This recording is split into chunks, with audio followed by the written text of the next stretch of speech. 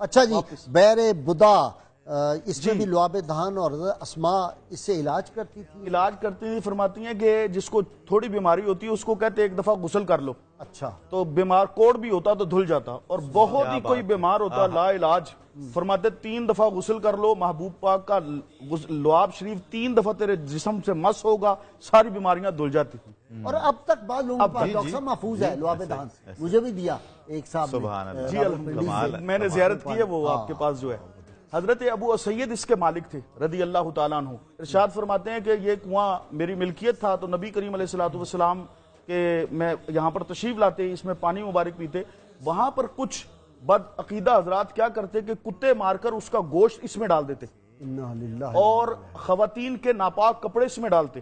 حضرت ابو سعید خدری رضی اللہ تعالیٰ عنہ ورضوان وارضہ عنہ نے عرض کی یا رسول اللہ اس کا پانی تو بڑا گندا ہو گیا، اب یہ کیا کیا جائے اس کے بارے میں؟ حضور علیہ السلام نے تبسم فرمایا اور مسکرا کے اس میں لعاب شریف ڈال کے فرمایا اس کو کائنات کی کوئی گندگی پلید نہیں کر سکتی۔ ہائے ہائے ہائے ہائے، ایسا جملہ ہے، سبحان اللہ، کوئی چیز پلید نہیں کر سکتی۔ اس کے بعد حضرت ابو اسید فرماتے ہیں کہ اس میں سے خوشبو آنے لگی، شفا پیدا ہو گئی، اس کے ساتھ ہی میرا ایک باغ تھا جو اسی پانی سے میں سراب کرتا تھا، خوشبودار پھل نکلتے تھے، وہ سارے پھل ایک رات غائب ہو گئے تو میں نے نبی کریم علیہ السلام سے عرض کیا یا رسول اللہ پھل غائب ہو گئے ہیں۔